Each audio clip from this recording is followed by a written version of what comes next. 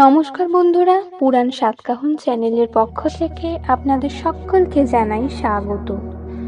হনুমানজি হলেন ধরাধামের সকল জীবের পালক ও রক্ষক।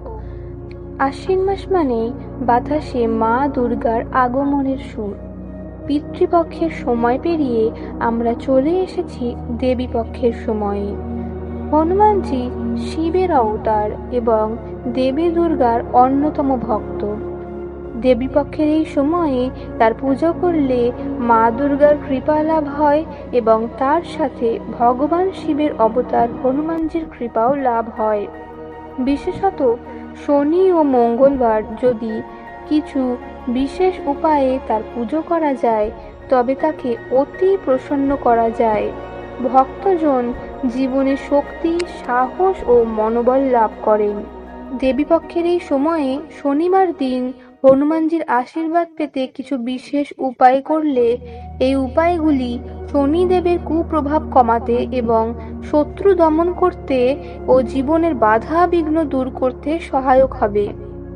ভিডিওটি শুরু করব, তবে তার আগে আপনি যদি আমাদের চ্যানেলে নতুন হন তবে এই ধরনের সমস্ত পূজাবিধি সংক্রান্ত বিষয়ে গুরুত্বপূর্ণ তথ্য পেতে আমাদের চ্যানেলটিকে সাবস্ক্রাইব করে সঙ্গে থাকুন। বজরংবলীর অশেষ কৃপা পেতে কমেন্টে লিখুন জয় বজরংবলী। হনুমানজিকে শনিবার দিন লাল রঙের ফুল, সিঁদুর অর্পণ করা খুবই শুভ। বিশেষ করে সিঁদুর ও ঘি মিশিয়ে হনুমানজির মূর্তিতে প্রয়োগ করলে তার কৃপায় শনিদেবের কুপ্রভাব কমে যায়।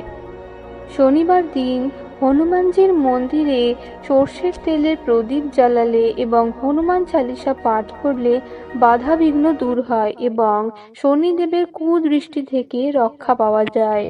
এই দিন বজরংবলীর একটি বিশেষ মন্ত্র রয়েছে যেটি পাঠ করলে শত্রু দমন হবে। এটি একটি শক্তিশালী মন্ত্র। মন্ত্রটি হল ওম নমো হনুমতে রুদ্রাবতারায় সর্বশত্রু সংহরণায় সর্বরোগহরায় সর্ববশীকরণায় রামদূতায় স্বাহা। সকালে স্নান সেরে শুদ্ধ বস্ত্র পরিধান করুন। এরপর ঠাকুরের স্থানে বা আপনার বাড়ির পূজা ঘরে হনুমানজির মূর্তি বা ছবির সামনে বসে একাগ্রতার সঙ্গে 108 বার এই মন্ত্রটি জপ করতে হবে।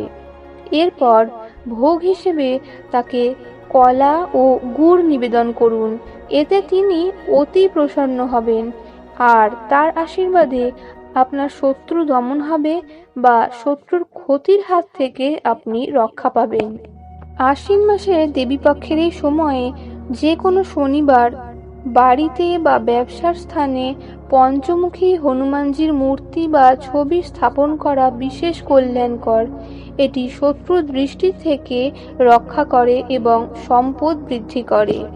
আশ্বিন মাসে শনিবার দিন দেখে এই কাজগুলি যদি করতে পারেন তবে শনি দোষ থেকে রক্ষা পাবেন এবং ক্ষতিকারক শত্রু দমন সম্ভব হবে।